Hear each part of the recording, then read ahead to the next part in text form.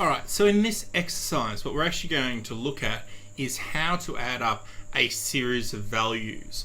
So this is going to be a range of values. We looked at in some previous videos how to use the auto sum function, which basically uses the sum function in the end, but it does it all for you. In this example, what we're going to do is show you how to write the sum function from scratch.